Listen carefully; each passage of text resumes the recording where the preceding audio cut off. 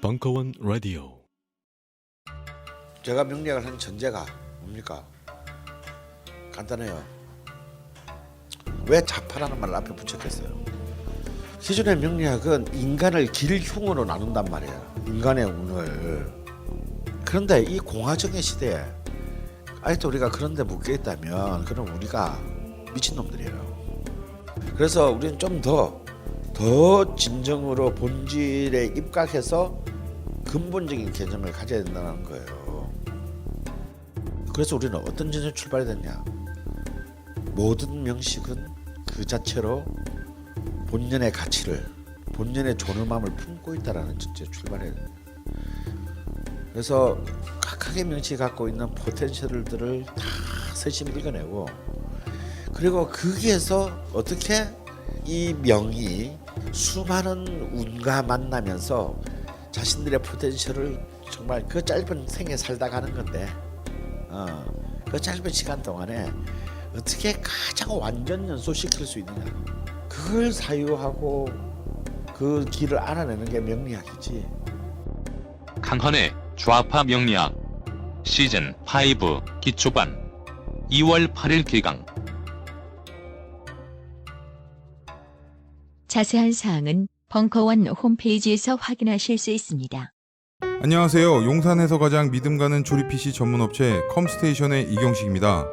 당장이라도 사용하고 있는 컴퓨터를 들어다 던지고 싶을 때, 그럴 때를 대비해 저희 컴스테이션이 용산 선인상가 21동 1층 130호에서 기다리고 있습니다. IT 강국에 걸맞게 믿을만한 조립 PC 컴스테이션이 신뢰를 바탕으로 그 기회를 제공해드리겠습니다. 궁금하신 점은 문의 주십시오. 011-892-5568번입니다.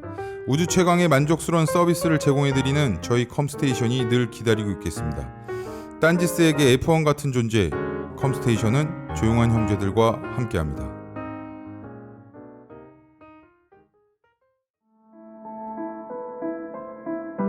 오찬호, 대통령을 꿈꾸던 아이들은 어디로 갔을까? 2부 2016년 12월 16일 강연.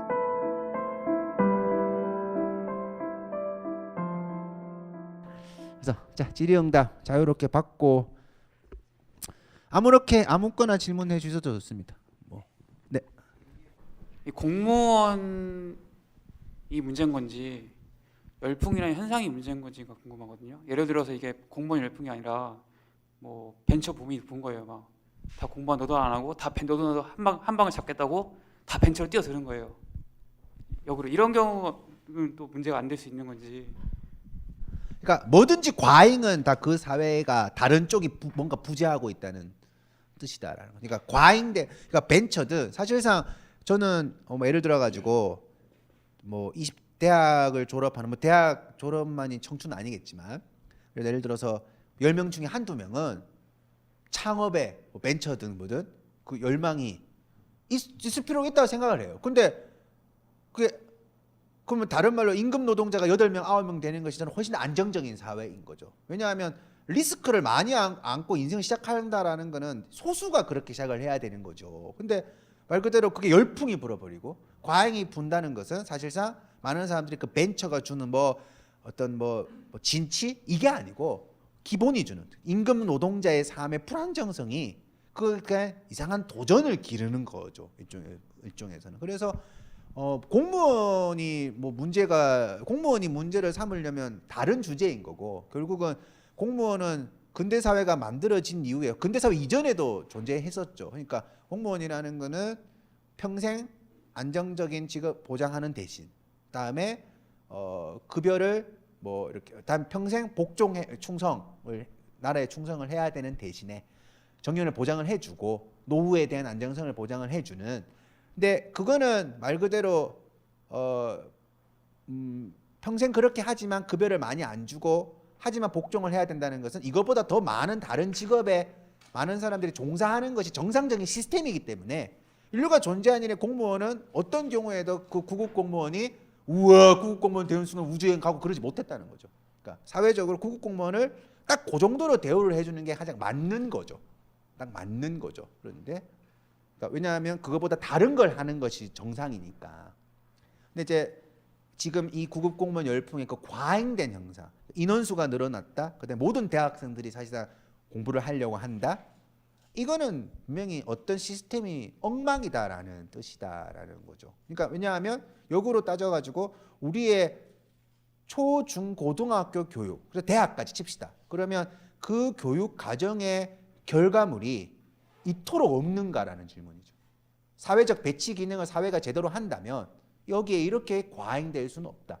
과잉될 수는 없다. 그러니까 안정적이니까 다른 직업보다는 늘 뭔가 복잡복잡거리겠죠. 그러니까 안정적이라는 기본적인 메리트가 있으니까 늘 정원보다는 많은 인원이 참여를 하게 되지만 지금의 숫자는 전혀 상식적인 숫자가 아니다. 그런 의미에서 열풍이, 그러니까 사회학적으로는 열풍은 결국은 어떤 병든 징표라고 봐야 되는 거죠. 예를 들어서 뭐 아이를 사랑해요. 그래서 아이를 세상에 잘 키우기 싶어가지고 사교육을 시켜요. 근데 그 사교육을 20-30만 원 시키는 것하고 5살 때부터 막 시키는 거하고는 그건 전혀 부모 사랑의 결이 다른 거죠. 그 과잉은 우리 사회가 엄청난 문제가 있는 사회다라는 거를 역으로 증명을 해주는 그런 거죠. 네, 또. 근데 추가 좀 들면요. 근데 열풍이라는 게 반드시 그 부정적인 면만 있는 건 아니잖아요. 예를 들면 뭐 지금 뭐 그러니까 경제 쪽으로 넘어가면 산업 측면에서 뭐 무인 자동차라든지 이런 게 이제 막 뜬다고 하잖아요. 그럼 그쪽 무인 자동차요. 무인 자동차. 예. 그럼 이제 그쪽으로 이제 열풍이 이제 뭐 수익을 쫓든 뭘 쫓든 간에 열풍이 불면서 그쪽에 자금이 흘러가는 거고 그 산업이 이제 발전을 하게 되는 거잖아요. 그 돈을 바탕으로 해서 마찬가지 측면에 그거에 대해서는 자연 산업의 패러다임이나 사이클로 이제 인식을 할 수 있는 건데 이런 측면도 역시 하나의 패러다임이나 언젠가 이런 열풍도 끝날 걸로 보고 자연스럽게 그냥 생각할 수는 없는 건지. 그러니까 뭐 우리가 뭐 세포가 죽어서 세포 다시 태어나는 걸 너무 자연스럽게 받아들이잖아요. 그거에 대해서 뭐 문제 삼지는 않잖아요, 사실. 그런 식으로 사회를 볼 수는 없는 건지. 그러니까 역으로 질문을 던지면 만약에 이 현상을 좋게 본다면, 그러니까 무인 자동차처럼 와, 우리 열풍이 부니까 막 정말 장난 아니게 도로가 막 정비가 되고 막 음주운전 다 사라지고 막 그게 뭐 그렇게 이해가 되는 거잖아요. 이거는 가장 긍정적으로 뭐 그 결과가 뭐인 거예요. 구급 공무원 와 모이면 뭐 구급 공무원들이 막 뭐 일을 너무 잘한다든가 열풍이 일면 구급 공무원들이 막 더 사회 안전망을 구축한다든가. 그러니까 그러니까 그 질문에서 이 열풍은 그 열풍의 긍정성이 너무 희소하다라는 어떤 판단에서 시작을 하는 거죠. 그러니까 이 구급 공무원의 열풍 가면 구급 공무원에 엄청난 인원이 몰렸을 때 그 좋은 점이 과연 그럼 어떤 게 있는가? 저는 책에서도 밝혔지만 구급 공무원 되는 사람들이 그렇게 노력을 많이 하면 사실상 우리가 평범한 사람들, 그러니까 구급 공무원이라는 일은 사실상 그냥 국가직을 일을 하면서 위에서 오더를 받아가지고 진짜 몸으로 많이 뛰어야 되는 거라는 거죠. 그러니까 근데 이제 본인이 얼마나 억울해요. 이렇게 열심히 노력해서 왔는데 사회복지센터 딱 가보면 막 술만 처마시고 와가지고 막 돈 달라 막 그러면 막 화가 막 진짜 완전히 좀 게으른 사람이 불성실하다고 생각을 하게 되는 거죠. 그러니까 저는 그런 의미에서 이 열풍은 오히려 더 매너리즘을 빠지게 만드는 것이고, 그다음에 뭐 이런 측면에서 긍정성을 찾기가 굉장히 힘들다라는 그 제 입장이고요. 그다음에 또 하나는 공무원의 주제를 빼고 다른 열풍으로 가봅시다. 그 열풍이라는 결국은 뭐냐면 그만한 일을 하는 사람들의 관심사에서 설명을 해야 되지 그 일에 인원이 많아지는 열풍은 전혀 다른 대답이라는 거죠. 예를 들어 가지고 국가에서 뛰어난 이공계 엘리트가 있다 봅시다. 그럼 여러 가지 일들을 할 거 아니에요. 근데 알파고가 등장을 했어요. 그래 알파고 보니까 이게 막 인공지능이 대단한 거. 그러면 국가 산업을 엘리트의 산업 엘리트 10 엘리트를 5%라 칩시다. 그럼 5%가 과거보다는 그 알파고 인공지능이라는 게 열풍이 불면 원래 똑똑한 친구들이니까 그 똑똑함을 그 열풍에 맞추어 가지고 사회를 발전시키는 데 쓸 수가 있죠. 근데 그 열풍이 그 5%가 아니라 50%가 다 그 인공지능에 미쳐버리는 거야. 그러면 그거는 상식적으로 우리가 흔히 말해가지고 구글에 딥마인드 들어가가지고 알파고 만들 수 있는 사람은 아주 소수죠. 아주 소수에 불과하죠. 그 인원이 늘어난다고, 그 분모가 늘어난다고 알파 인공지능의 시장이 막 달라지는 그런 개념이 아니라는 거죠. 이 개념은. 그래서 이 열풍에 대해서는 우리가 오히려 제가 알파고 같은 현상이 나면 많은 사람들이 막 이제 인공지능이다 그런 말을 하지만 대다수의 80% 90%의 사람은 인공지능이 뭐의 약자인지도 모르고 그냥 사는 사람들인 거죠. 그러면 그 사람들이 잃게 되는 일자리의 문제, 그 걱정을 더 해야 되는 것이 상식적이지 않은가라고 보는 거죠. 근데 그거 말고 그 사회의 주요한 엘리트, 항상 5% 정도 되는 그 엘리트가 어디에 초점을 맞춰야 되느냐라는 것은 그 열풍을 그러니까 선별하는 건 필요하죠.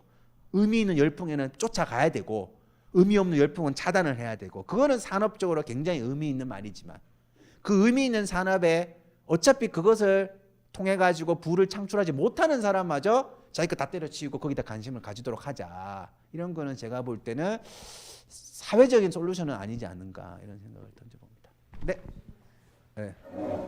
예, 지금 선생님께서 말씀하시는 것들을 보면서 제가 어떤 느낌이 들었는가 하면 이걸 과연 대한민국만의 어떤 특별한 현상만인가 아니면은 다른 사회나 다른 국가, 다른 사회에서도 보편적으로 볼 수 있는 어떤 상황인가. 가령 대통령 꿈꾸는 아이들은 어디로 갔을까의 경우에는 궁극적으로는 어떤 뭐 차별에 대한 어떤 문제점도 있지만 안정적인 직업에 대한 뭐 직업의 희소성, 그 직업의 희소성에 따른 보편적인 어떤 사람의 열망, 그거에 대한 문제점을 어떤 보편적인 현상으로 이해를 할 수는 없는 건가 하는 게 저의 질문입니다. 예를 들어 가지고 그러니까 우리만의 독특성이라는 거는 존재하지 않는다고 생각합니다. 왜냐하면 한국 사회의 특징이 있겠죠. 뭐 여러분 유교다, 무엇이다, 뭐 6.25다 있는데 한국 사회가 전체 사회가 농경 사회가 될 때 농경 뭐 시간 때는 다르지만 그 농경 사회를 거부한 사회도 아니고, 그다음에 산업 자본주의 사회가 될 때 물론 시간의 차이는 있지만 산업 자본주의 사회를 도래를 했고, 그러니까 우리가 흔히 말하는 근대화를 시간의 차이는 있지만 달성을 한 거죠. 그렇기 때문에 한국만의 변수가 있다라는 생각은 이제 하지 않아요. 왜냐하면 다른 세상의 사회 물줄기를 뭐죠? 이렇게 맞았는데 한국만 비껴갈 리는 없기 때문이죠. 그러면 저는 이제 거기에서 어떤 말을 하냐면 우리가 이제 학자들이란다. 어떤 세미나를 가니까 어떤 교수님이 말을 하는데 신자유주의 사회가 전 세계에 이렇게 다가왔다는 거죠. 대처리즘, 레이건로믹스, 70년대 중후반부터 뭐 기업가적 정신, 뭐 성공신화, 그리고 이제 신자유주의, 네가 열심히 노력하면 된다, 국가는 도와주지 않는다. 이제 그런 것이 70년대 중반부터 이제 등장을 해서 각 나라의 시간대는 좀 다르지만 우리나라는 이제 김영삼 정부 출범과 함께 보통 이렇게 설명을 하고 IMF 이후에 본격적으로 이렇게 말을 하는데, 그 신자유주의라는 패러다임이 그 사회에 안착하는 그 속도가 너무 빠른 거죠, 한국 사회가. 그러니까 세상의 물결은 변하고 있는데 그 물결이 변하니까 안정성을 추구하고 여러 가지 만에서 이제 뭔가 이제 각자 도생을 하려고 하는데, 그 비행기가 다른 나라는 저기 비행기가 온다, 야 좀 있어봐, 따져보자, 뭐 혹은 야 너희들 내려와서 금방 돌아가야 돼, 뭐 이런 말들을 한다면 우리는 막 할 줄을 쫙 걸어가지고 어서 오십시오 그러면서 글로벌 선진 문명을 내가 받아들이겠습니다 하면서 그냥 그게 질서라고 본 거죠. 그러면 그 과정에서 생겨나는 여러 가지 문제점들에 대해 가지고 그 차별을 정당히 여기고 대학이 저런 식으로 변화하고 하는 것에 대해서 제어하는 속도의 차이가 나버리는 거예요. 그래서 저는 뭐 항상 50보 100보는 거기서 거기가 아니고 2배 차이다라고 보통 생각을 해요. 그러니까 같은 불평등인데 더 불평등한 이유가 뭐냐라는 거죠. 예를 들어서 아까 전에 제가 중산층의 기준을 물을 때 다른 나라들은 좀 그렇지 않다. 근데 그 나라들이 보통 언급되는 나라가 프랑스, 영국, 미국 그런 나라들이에요. 막 약자를 도와줘야 된다. 그러면 그 애들도 문제 많죠. 프랑스는 인종차별하고 있고, 영국은 막 가습기에 막 독극물 집어넣고 있고, 막 미국은 뭐 그냥 뭐 맨날 총 쏘고 있고 굉장히 문제가 많죠. 근데 어떻게 지표를 뽑아보면 양극화의 지표, 양극화 같은 거는 미국도 좀 선두적인 거지만 여러 가지 불평등의 지수를 뽑아보면 분명히 이 사회는 강자가 더 많은 걸 가져가고 80% 그러니까 상위 20%가 더 많은 걸 가져가는데 그 차이가 왜 이렇게 한국이 유독 심한가라는 질문을 던진다는 거죠. 예를 들어서 성평등 지수라고 보통 얘기를 합니다. 뭐 유리천장 지수. 그러면 우리나라가 남자가 100만 원을 벌 때 여자가 평균 62만 원을 벌어요. 그래서 그게 꼴찌 수준입니다. OECD 국의 꼴찌 수준인데 그러면 그 성평등 지수에서 1등을 하는 나라들이 있을 거 아니에요. 1, 2등. 그 나라들이 덴마크, 노르웨이, 스웨덴인데 걔들도 성평등 지수가 뭐냐면 85 정도예요. 불평등한 거죠. 우리가 평등하다라는 나라도 일반적으로 자본주의 농경사회 이후에 산업 자본주의 사회를 받아들인 나라는 남자 중심으로 기울어져 있기 때문에 남자가 100만 원을 벌면 그렇게 1등 하는 나라도 85만 원 이렇게 버는 거예요. 그러니까 그거는 불평등한 거죠. 근데 우리는 더 불평등한 거죠. 저는 그 차이가 공무원 시험의 더 안정성에 관해서 길을 홀깃하게 만들고 더 사교육의 시기를 더 빨리 하게 만들고 그러니까 다 속물로 쪄들어가는 시기가 더 빨라졌는데 한국이 유독 더 야만적으로 이루어지고 있지 않은가라는 그런 질문에서 이제 그러니까 보편성이 있고 또 특수성이 있지 않은가 이런 질문을 늘 가져봅니다. 그렇게 따져보면 또 뭐 우리만의 변수를 찾는다면 압축적 성장 이런 거죠. 여러분들 뭐 이렇게 많이 들어보셨겠지만 저는 한국 사회에 성장은 없었다라고 주장하는 사람이고 왜냐하면 성장을 제대로 했으면 이런 불평등 지수가 나타나면 안 되는 거죠. 그러니까 단기간에 무슨 푸세식 화장실이 소세식 화장실이 되었다고 성장을 인정할 수가 없는 거예요. 뭐 많은 노인 빈곤들 그렇죠. 근데 우리가 단기간에 성장을 하려는 일련의 과정에서 그 단기간에 성장을 하기 위해 가지고 뭔가 그 성장의 속도를 방해하는 것들을 부차적으로 다 밀었던 거죠. 나중에 얘기하자 이거는. 나중에 따지자 이거는. 민주화된 다음에 따지자. 지금은 일단 성장이 중요한 거 아니냐. 그 제어의 브레이크의 차이가 지금 이제 같은 불평등한 자본주의 사회인데 더 불평등한 자본주의 사회를 만든 게 아닌가 이렇게 생각을 개인적으로 해보는 거죠. 네. 저는 여기 고등학생인데 지금 불평등에 대해서 계속 얘기를 하시는데 옛날에는 저도 이게 학생이니까 부모님한테 들은 거지만 옛날에는 할 수 있다는 희망이 있었고 또 시험만 잘 보면 잘 살 수 있다 뭐 이런 게 있었는데 지금 현재 같은 경우에는 뭐 전교 학생이니까 전교 1등, 2등 하는 형들도 지금 보면은 막 수시 못 맞춰 갖고 대학 다 떨어지고 이런 희망이 없다고 생각을 하는데 그리고 선생님들도 네 성적이면 이 정도 갈 수 있으니까 여기 가서 공무원 시험 준비하거나 또 아니면은 저 같은 경우는 사회복지과를 희망하고 있는데 사회복지과 그쪽 가서 다 업계 얘기 들어보면은 공무원 아니면 하지 마라 다 이런 소리를 하시는데 이런 상황에서 어떻게 저희 구급 공무원이 안 뜰 수가 있고 안정성을 찾는 우리 사회에서 옛날에는 굵고 짧게 이런 식이었다면 지금은 가늘고 길게 이런 식으로 바뀌었는데 이거에 발맞춰서 지금 대응하는 게 지금 젊은이라고 저는 생각하는데 어떻게 생각하시는지 좀 얘기를 해주세요. 그러니까 뭐 질문의 요지가 현실을 말씀해 주신 거죠. 그러니까 현실이 어쩔 수 없으니까 이런 현상이 이제 합리적인 열풍이다. 어떤 의미에서는 뭐 그렇죠. 사회복지사는 몇 년 하다 보면 본인이 사회복지 대상이 다 됩니다. 되게 역설적인 사회예요. 그러니까 그 인식도 공론화가 잘 안 돼요. 그러니까 저도 옛날에 토론회를 한번 갔는데, 그러니까 사회복지사가 안정적으로 사는 것을 사회복지사답지 못한 생각이 들면 그런 생각을 누가 하더라고요. 내가 깜짝 놀라가지고 그럼 사회복지사 누가 해야 되는지 물어보니까 뭐 성자들 뭐 이런 개념으로 이해를 하더라고요. 그게 결국 우리 사회 전체 사회복지의 수준이죠. 사회복지를 책임져야 되는 사람들이 본인보다 낮은 대우를 받으니까. 어쨌든 뭐 이야기를 잘 들었습니다. 그래서 그러니까 조금은 얘기를 조심스럽긴 하고 싶어요. 왜냐하면 저의 모든 논의의 핵심이 과거가 살기 좋았다라는 식으로 될까봐.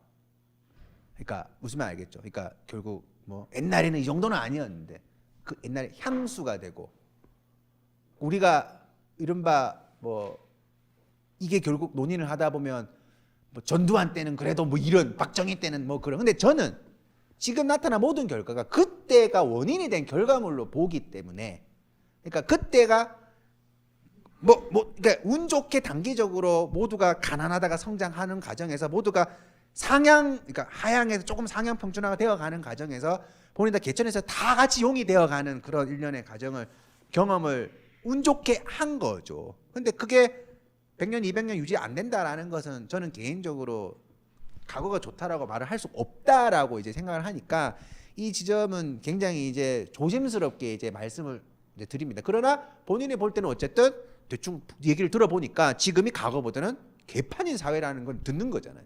그러니까 본인의 현실에서 우리 삶에서 그런 사회에서 내가 어떤 공무원을 꿈꿀 수밖에 없는 것에 대해 가지고 뭐 어떻게 생각을 하느냐라는 질문으로 이해를 하는데 당연히 항상 말씀을 드리지만 사람은 그 자체로 비판의 대상은 잘 되지 않습니다. 그러니까 그거는 뭐 항상 그렇지만 성형수술을 한 사람이 비판을 받아서는 안 되죠. 성형수술을 하는 사람들을 가지고 원인을 찾는 거란 말이에요. 그래서 공무원 시험을 준비하고 하는 사람들이 뭐 크게 잘못되었다 생각하지 않고 굉장히 합리적으로 생각을 합니다. 그런데 본인은 이 현실론에서 그걸 선택을 했다 칩시다. 그러면 그 다음 세대는 나하고 좀 다른 선택을 할 수 있도록 고민을 하는 게 우리의 그냥 시민의 역할이라는 거죠. 인디언의 경구를 보면 우리는 조상으로부터 땅을 물려받아서 쓰는 게 아니라 후손으로부터 빌려서 쓰고 있는 것이다라는 이제 말이 있습니다. 이 말이 뭐냐면 잘못된 전통과 질서는 끊어야 되는 거죠. 우리가 이렇게 살았는데 나처럼 다시 우리 밑에 사람이 산다. 아까 말했죠. 나 현실로는 존중하지만 이 시궁창 같은 삶에서 내가 이 현실이 등장한 거잖아요. 그러면 내 밑에 있는 사람은 그 선택이 인간이 시궁창 같은 삶 때문에 이것을 선택할 수밖에 없다라는 그 고민을 지금보다는 그때도 하겠지만 좀 적게 혹은 늦게, 이것도 표현이 중요하죠. 적게 혹은 또 늦게 그렇게 만들기 위해 가지고 우리가 고민을 하는 것이 이 열풍을 그냥 이해하는 거죠. 그러니까 본인이 내가 어쩔 수 없이 꿈을 꿨고 이게 너무 정당한 것이고 그러면 그 다음 세대는 이 정당한 꿈을 꾸지 않았으면 좋겠다라는 생각을 하기 위해 가지고 하는 거죠. 이런 말을 하니까 또 누워서 또 저는 결혼 안 할 건데요. 되게 반시민적인. 그러니까 우리가 후손 세대라 그럴 때 그게 꼭 자기 주니어만을 뜻하는. 그냥 시민의 역할. 왜냐하면 그래도 그런 역할들이 있어 왔기 때문에 또 우리가 어떤 과거하고 다른 풍요로움도 누리는 거죠. 누군가가 그래도 더 좋은 사회를 만들기 위해서 민주주의를 구축해놓고 그 과정에서 여자가 투표권을 얻고 어린이가 인권을 얻어가고 요즘은 성적 소수자들이 권리를 찾아가고 그런 노력은 내 아들 이런 문제가 아니고 오늘 차별받는 사람이 내일은 줄어가야 되겠다라는 전체 숙제 같은 거죠. 아까 중산층의 기준을 말하는 것처럼 본인의 선택은 굉장히 합리적인데 아주 좋은 건데 그 합리성이 미래에 가면 좀 달라지면 좋겠다. 네, 계속해서 사회 구조나 어떤 전반적인 가치관이나 이런 것에 잘못된 점들 좀 많이 지적해 주셨고 그런데 그냥 갑자기 이런 생각이 들었어요. 작가님의 자식들을 어떻게 교육시키고 계실까라는 생각이 들더라고요. 그리고 저는 학교에서 이제 애들을 가르치고 있는데 뭐 아이들 앞에서 어떤 말씀을 해주실까라는 또 그런 생각이 들더라고요. 혹시 뭐 강의를 가셨다거나 그런 적이 있으셨다면, 네.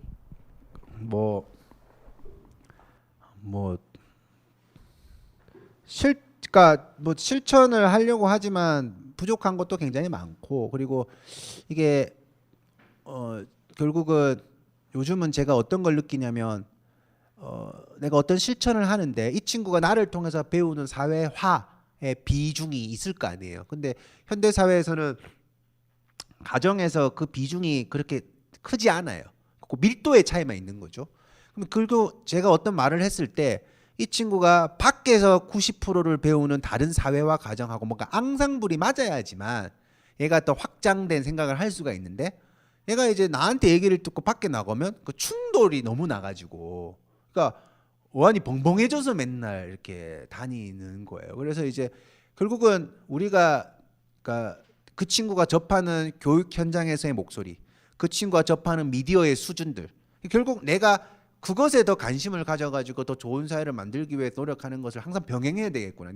나의 노력으로 이 친구가 어떤 어떤 철학을 가질 수 있는 게 아니구나라는 생각을 늘 이제 가지고 있죠. 그런 외연의 확장이 중요하다라는 거고. 그런데 이제 뭐 개인적으로 어떤 식으로 기르냐 그러면 뭐 쉽지는 않은 것 같아요. 근데 이제 이런 거는 재미있었던 것 같아요. 이제 이 친구가 책을 빌려왔는데 작은 눈이 어때서라는 책이에요. 책의 내용이 벌써 다 뭔지 알겠죠. 눈이 작은 친구가 있고 딸을 당하다가 서로 사랑과 협력의 어떤 그런 거예요. 근데 그 책을 내용은 되게 좋은 것 같지만 아이가 그 책을 딱 읽으면 나를 딱 붙들고 하는 첫 번째 질문이 아빠 솔직하게 말해 내 눈 작아 커. 그러니까 어떤 그 안에서 뭐가 좋고 나쁘다가 규정되어 있고 나쁘다고 함부로 대하면 돼야겠느냐라는 질문으로 가는 거예요. 근데 저는 그건 되게 위험한 교육으로 보는 거죠. 왜냐하면 우리가 공동체, 협력, 연대 너무 쉬운 말들이잖아요. 근데 일상에서 그게 안 되니까 현실이 무서운 거예요. 그 당연한 게 안 되니까 현실이 무서운 거란 말이에요. 그래서 이제 그 친구가 그 얘기를 하면서 그 책을 보여주는데 보통의 이제 보통의 집이라면 너 그런 눈 작은 애 뭐 함부로 대하면 안 돼. 근데 평소에도 눈 큰 애가 뭐 어제 너무 이쁘다 그런 말을 하니까 본인도 기준이 딱 설정이 된 거잖아요. 그래서 이제 제가 며칠 전에 앉혀놓고 이 책은 아주 나쁜 책이다. 눈이 작은 거를 문제 삼는 것 자체가 이거는 그런 기준은 존재할 수가 없다. 막 이제 막 얘기를 혼자 막 하니까 뭐 대충 막 알아듣죠. 대충 알아듣지만 이제 뭐 미쳤나 뭐 그런 표정으로 나를 바라보는데 이제 결국은 저는 항상 이런 비유를 듭니다. 몸짱인 부모들은 아이들도 굉장히 교육을 잘 시키는 것 같더라고요. 그러니까 운동도 잘 시키고 식이요법도 관리하고 부지런하게 만들려고 하고 그러니까 게으르지 않은 것 같아요. 근데 이런 것도 마찬가지라는 거죠. 그러니까 24시간 몸짱이 되기 위해 가지고 음식까지 관리하고 유산소 운동도 아침에 아니야 저녁에 그까지 계산해서 하는 사람이 인간들인데 우리가 흔히 말하는 정치적 시민으로 아이를 기르려면 많은 사람들이 얘가 나중에 스카이 간담 시켜야지 막 그런 말을 하지만 절대로 나중에 그런 건 오지 않는다는 거죠. 내가 아침에 눈을 떠서 밤에 잘 때까지 친구하고 접하는 모든 정보 속에서 어떤 것을 선별해내고 내가 판단해내고 내 판단은 옳았는가에 대해 가지고 늘 감시해야 되고 그런 면에서의 부지런함이 되게 중요한 거죠. 근데 동의하시는 분들이 있을지 모르겠지만 여러분들은 시대를 잘못 태어나서 혹은 좋게 태어나서 무슨 말이냐면 우리 부모님들은 그냥 전통과 질서대로 가르쳐주면 끝이에요. 근데 지금은 모든 게 논쟁이잖아요. 뭐 성적 소수자, 뭐 여성을 따지면 뭐 낙태 뭐부터 시작을 해가지고 모든 게 다 공부를 안 하면 안 되는 사회가 된 거죠. 그러니까 그거는 아주 더러운 팔자기도 하지만 아주 운 좋은 팔자죠. 왜냐하면 내가 그걸 공부를 함으로써 고정관념을 줄여줄 수 있는 것이고 내가 차별하지 않는 사람이 되는 거니까. 그래서 좀 그런 의미에서 부지런해야 되지 않은가 이런 생각을 개인적으로 가져봅니다. 아이들을 상대로 어떤 말을 하느냐 했는데 얼마 전에 중학교에 초빙되어 가지고 이런 얘기를 하니까 다들 뭔 소리를 하는지 못 알아듣더라 하는 이 정도 얘기를 합니다. 그러니까 좀 일상에서 우리가 느끼는 미세한 차별의 지점들 이런 것들에 관한 탐구가 굉장히 필요하다라고 말씀을 드리도록 할게요. 뒤에 분 말씀드리고. 우리나라 같은 형식의 비정규직이 다른 나라에도 있는지 궁금해요. 못 들었어요. 우리나라 같은 이런 형식과 성격의 비정규직이 다른 자본주의 나라에서도 존재하는지. 파트타임 잡은 뭐 굉장히 많죠. 이거 파트타임이 아니라 우리나라는 정규직의 일을 비정규직이 하고 있고 이게 파트타임과 좀 다른 성격이지 않는? 아니 근데 우리나라하고 우리나라 같은 비정규직 존재하고 그다음에 정규직도 우리나라보다 훨씬 해고가 더 자유로운 그러니까 우리는 정규직이라는 게 정년의 어떤 안정성, 해고를 하기 위해 가지고 여러 가지 조항들이 굉장히 중요한데 오히려 더 서구 사회가 경영 불안정성이나 이유로 정규직을 해고하는 것에 대한 권한을 더 많이 줘요. 근데 이제 핵심적인 것은 뭐냐면 내가 비정규직이 되었을 때 그 비정규직과 정규직의 격차가 다 나라마다 다른 거죠. 아까 그 성평등 지수를 말을 했는데 정규직이 100만 원을 벌 때 비정규직이 얼마를 버느냐. 정규직 노조 가입률이 얼마일 때 비정규직 노조 가입률이 얼마인가. 그럼 비정규직이 2년을 지났을 때 정규직으로 전환되는 비율 이런 것들이 다 이 책 속에 있습니다. 있는데 보면 그게 비정규직은 다 불평등한데 우리 사회가 OECD 국가 중에서 가장 압도적으로 불평등한 거예요. 격차는 더 벌어져 있고 올해 또 정규직 전환되는 비율은 낮고 그런 면에서 이 비정규직이라는 단어는 아까 말했던 신자유주의 사회 그런 흐름 속에서 등장한 것인데 사회 안전망이 전혀 없고 그 다음에 뭔가 이제 궁극적으로 이제 그러니까 다른 사회가 차이를 두겠다는 정도에서 차이를 두는 게 아니고 우리는 비정규직이 정규직이 되지 못한 사람이라는 개념으로 150만 원만 주면 되지 뭐 이런 그러니까 그 표현 자체가 이미 능력이 부족한 어떤 자격이 결핍된 이런 고정관념을 동반하는 경향이 굉장히 강합니다. 그런 거는 어떤 나라에서는 전혀 존재하지 않는 그러니까 비정규직과 정규직의 안정성의 차이는 존재는 하지만 그 차이가 엄청난 공포로 느껴지는 정도의 차이는 확실히 다르죠. 네, 확실히 다르다. 그러니까 아까도 말씀드렸지만 우리나라에 있는 게 외국에 없을 수가 없어요. 우리나라 외국의 모델을 다 따서 만드는 거니까 뭐. 근데 좀 더 심화된 게 있죠. 예를 들어 가지고 비정규직 있죠. 그다음에 시급제 있죠. 그 다 전 세계에 있잖아요. 근데 분급을 선택한 나라는 내가 알기로 우리밖에 없을 걸요. 분급제. 분당 처리하는. 그래서 삼성 서비스 센터 서비스 직원이 그 정동진 가서 자살한 다음에 이 사실이 세상에 알려졌다니까요. 분급으로 계산. 분급. 1분당 288원으로 막 계산해 버리는 거야.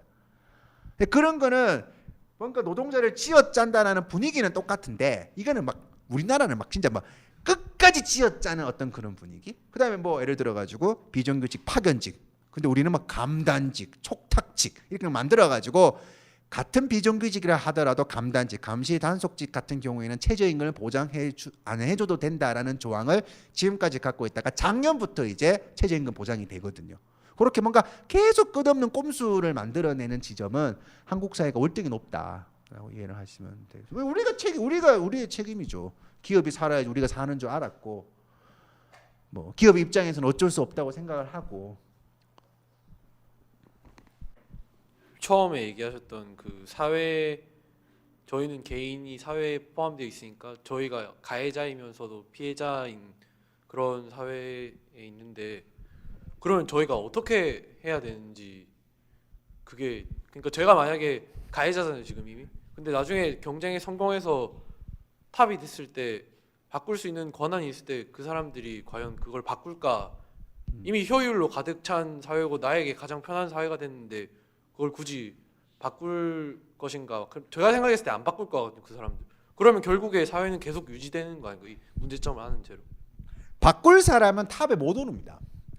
사회를 바꾸겠다 그런 사람은 탑에 못 오른다고요. 탑에 될 사람들은 다 걸러지기 시작을 하죠. 그래서 예전에는 좀 강 사회를 변혁시키고 싶은 사람을 임원급으로 진급시킬 때나 뭐 혹은 높은 뭐 부장 정도 될 때 이 사람 너무 좀 강해라고 말을 했다면, 지금은 이제 입사할 때 그걸 보기 시작을 하니까. 그래서 이제 제가 고등학교 강연 가면 제일 많이 듣는 질문이에요. 손을 딱 들고 선생님 내가 다 알겠는데 이 더러운 세상 내가 성공해서 다 바꿔버리겠습니다 막 이런 말을 하는데, 그게 굉장한 프로파간다죠. 그러니까 우리는 매해 서울대학교를 가는 사람이 있고 매해 서울대학교로 수천 명이 졸업을 하는데, 그 서울대학교 졸업한 사람이 수많은 공직에 관료로 들어가는데 세상이 안 바뀌는 거죠. 그러니까 바뀌는 사람들은 다 걸러내어가는 전향을 다 해야 되는 거예요. 그래서 그런 우리가 이제 일상에서 갖는 그런 생각들이 굉장히 사회에 면죄부를 주게 되고 여러 가지 문제점을 야기를 하게 되는 거죠. 근데 이제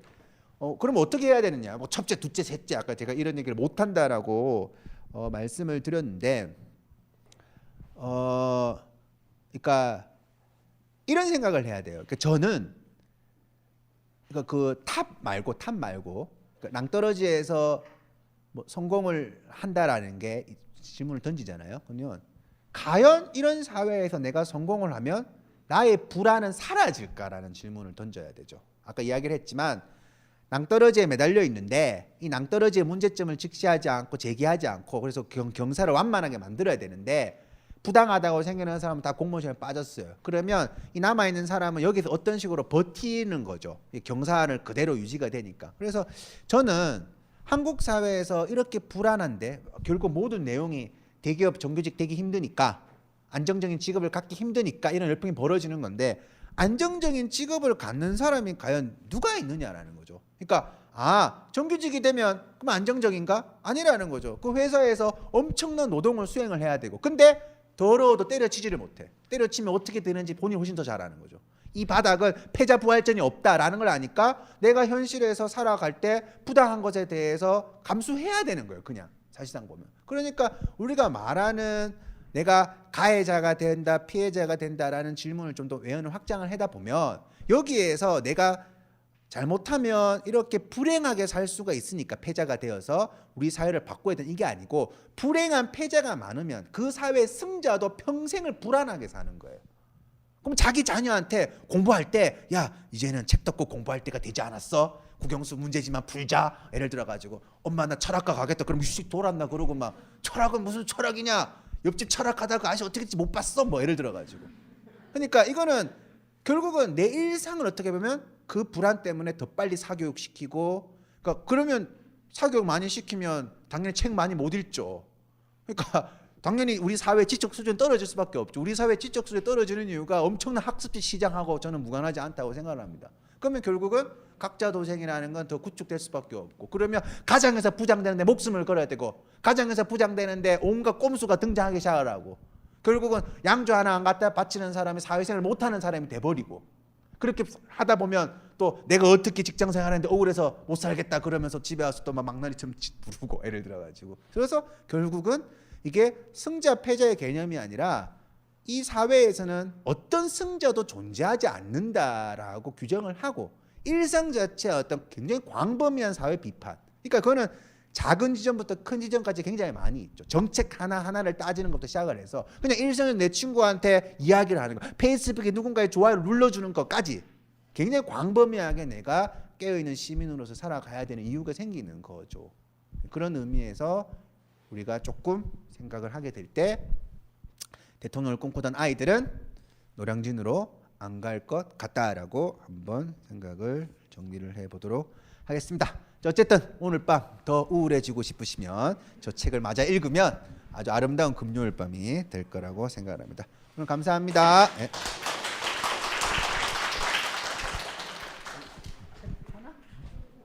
한 번쯤 그런 생각하시죠? 나도 철학이나 공부해볼까? 그런데 이걸 어쩌나, 세상엔 철학자가 많아도 너무 많습니다. 아휴. 하지만 걱정 마세요. 반으로 딱 잘라 줄일 수 있는 방법이 있으니까요. 어떻게요? 싸움을 붙이면 되죠. 철학박사 강신주의 마지막 철학 강의, 철학 대 철학 더 필로소피. 철학박사 강신주가 싸움 붙인 철학자들, 그리고 그들의 담론들, 더 필로소피 챕터 3에서 그 승자를 확인하세요. 2017년 2월 9일 개강. 자세한 내용과 수강 신청은 벙커원 홈페이지를 확인하세요. www.벙커원.net.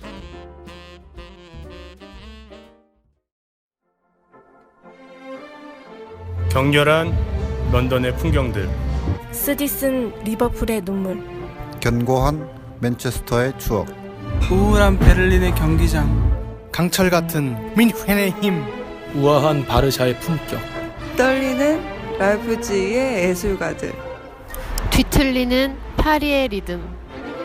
정윤수의 스포츠와 예술로 떠나는 유럽 도시 여행. 2017년 1월 3일부터 매주 화요일 저녁 7시 충중로 벙커원.